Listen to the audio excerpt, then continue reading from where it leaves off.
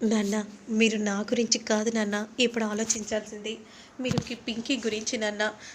పింకీ గోపి లేకుండా బ్రతకలేదు నాన్న. పింకీ చాలా బాధపడుతుంది.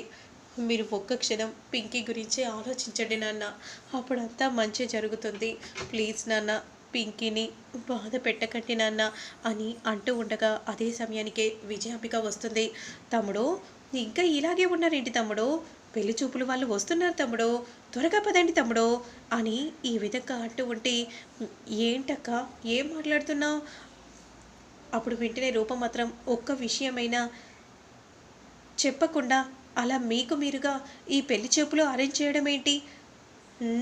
నీ భవిష్యత్తే అలా ఉంది, ఇక పింకీ భవిష్యత్తు అయినా బాగుండాలి కదా. అందుకే మంచి సంబంధం, చాలా కోటీశ్వరులు, అందుకే ఈ సంబంధం మిస్ కాకూడదని తీసుకుని వచ్చాను. అయినా పింకీకి నచ్చని ఈ పెళ్ళి జరగడానికి వీల్లేదు, ఈ పెళ్లి చూపులు కూడా జరగకూడదు అనే విధంగా అనగానే, ఏంటమ్మా రూప అలా ఎందుకు మాట్లాడుతున్నావు? మంచి సంబంధం కాదనుకుంటామా, అందుకే తీసుకుని వచ్చాను. పింకీకి ఈ పెళ్లి చూపులు ఇష్టం లేనప్పుడు ఈ పెళ్లి చూపులే జరగకూడదు. అవునక్క, పింకీకి ఇష్టం లేకుండా మనం ఇలా అరేంజ్ చేయడం కరెక్ట్ కాదు. సరే తమ్ముడు, నువ్వు చెప్పినట్టుగానే ఓకే, ఈ పెళ్లి చూపులు వద్దనుకుందాం. కానీ వాళ్ళు ఆల్రెడీ వచ్చేస్తున్నారు, వాళ్ళని మనం వద్దనలేం కదా. సరే, వాళ్ళు వచ్చి చూసుకుంటారు, వెళ్ళిపోతారు. ఆ తర్వాత వాళ్ళకి ఏదో ఒక విషయం చెప్పి మనం తప్పించేసేద్దాం.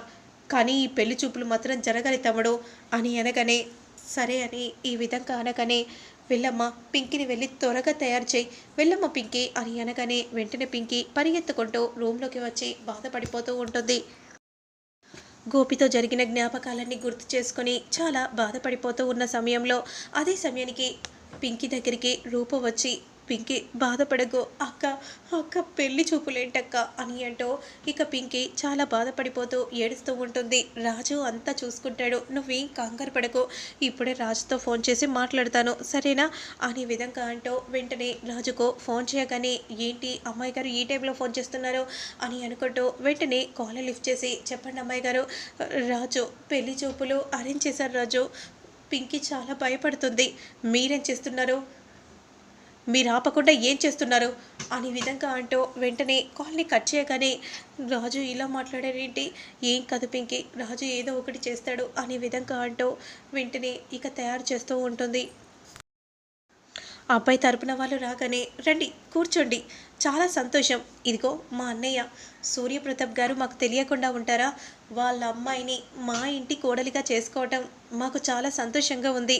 అవునా అన్నయ్య గారు, నిజంగా మీరు ఇలా మాట్లాడుతుంటే చాలా తృప్తిగా ఉండి, మా పింకీ మాత్రం చాలా మంచిది, చాలా మంచి మనసున్న అమ్మాయి, మాకు కూడా అలాంటి కోడలు కావాలని మేము కూడా అనుకుంటున్నాం అని అంటూ ఉండగా, సరే మా పింకిని నేను పిలుచుకొని వస్తాను, మీరు మాట్లాడుతూ ఉండండి అని విధంగా అంటూ వెంటనే ఇక అక్కడి నుండి వెళ్తూ ఉంటే, అమ్మ పింకీ రెడీ అయ్యావా, కుందనపు బొమ్మలా ఉన్నావమ్మా, నా దిష్టే తగిలేలా ఉంది, పద అమ్మ పద, రూప నువ్వు కూడా పద అమ్మ అని అనగానే వెంటనే క్రిందికి నడుచుకుంటూ వస్తూ ఉండగా,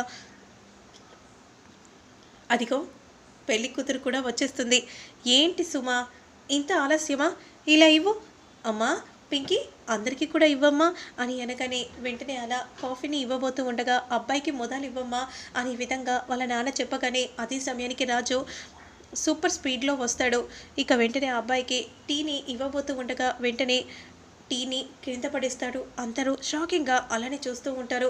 అసలు ఇక్కడ ఏం జరుగుతుంది, ఇష్టం లేని పెళ్లి చూపులు ఇలా అరేంజ్ చేయడానికి మీకు మనసు ఎలా వచ్చింది, రాజు నువ్వేం చేస్తున్నావో నీకేనా అర్థమవుతుందా, ఏంటి సార్, సారా, అవును, పింకీకి నచ్చకుండా ఇలా ఎందుకు చేస్తున్నారు, అయినా మీరు మాట ఇచ్చారన్న విషయం మీరు మర్చిపోయారా, భలే వారయ్యా, అయినా ఈ ప్రేమించుకోవటం ఇదొక ఫ్యాషన్ అయింది, ప్రేమించుకున్న పెళ్ళిళ్ళు మాత్రం సరిగా జీవించట్లేదు, అలా మీరు అనుకోవటం తప్పు, వీళ్ళ ప్రేమ నిజం, వీళ్ళు ఖచ్చితంగా సంతోషంగా ఉంటారు, మీరు చెప్పేదేంటి, ఈ ఏంటి రాజు ఈ దౌర్జన్యం, అసలు ఏమనుకుంటున్నావు, ఏంటి అప్పలంగా సొమ్మొస్తే తినడానికి, మీలా నేను అలా కాదు అర్థమవుతుందా, వాళ్ళ జీవితాన్ని నేను నాశనం చేయనివ్వను, అయినా ఈ ఇంటికి వచ్చి నేను మాట ఇచ్చిపోయాను గోపి పింకిల పెళ్లి చేస్తానని, అందులోనూ మీరు ఇలా చేయటం కరెక్ట్ కాదు, అయినా మీరేంటి ఏం చూస్తున్నారు, ఇలాంటి దిక్కులేని వాళ్ళని తీసుకొని వచ్చి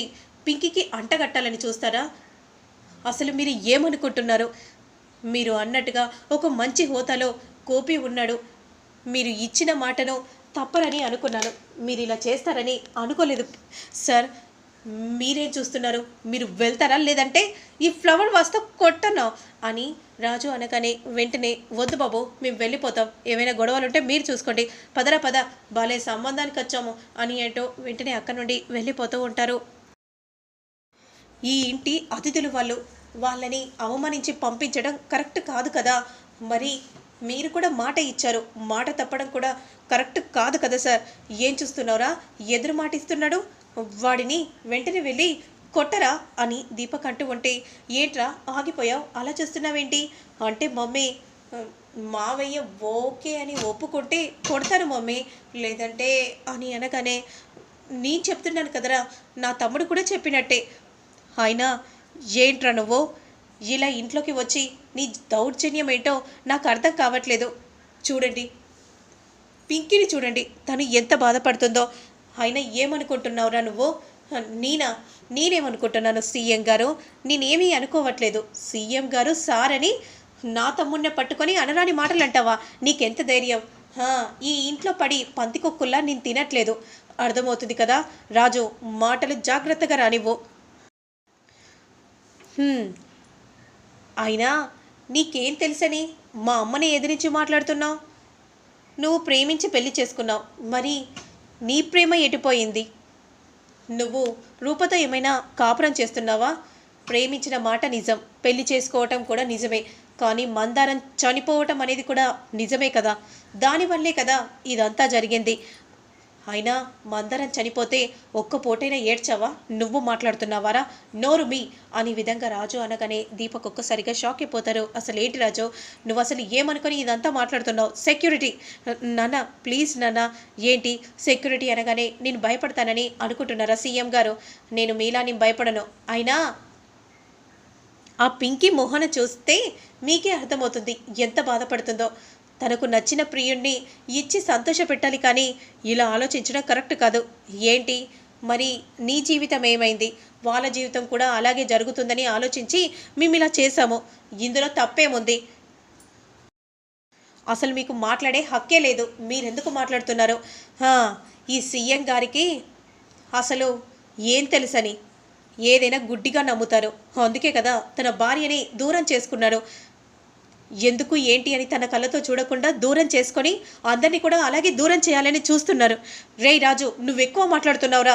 సెక్యూరిటీ, ముందు వీడిని గెంటేసేయండి. ఆగండి, నేనే వెళ్ళిపోతాను. నాన్న, రాజు మాట్లాడిన మాటలను మనసులో పెట్టుకోకండి నాన్న.